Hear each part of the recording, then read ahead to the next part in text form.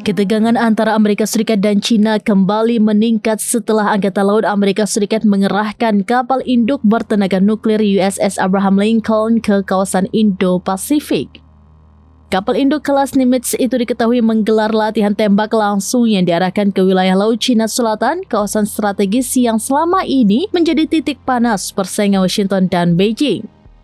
Latihan militer tersebut sebenarnya telah berlangsung sejak pekan lalu, namun baru dipublikasikan ke publik pada Senin 12 Januari melalui layanan distribusi informasi visual pertahanan Amerika Serikat.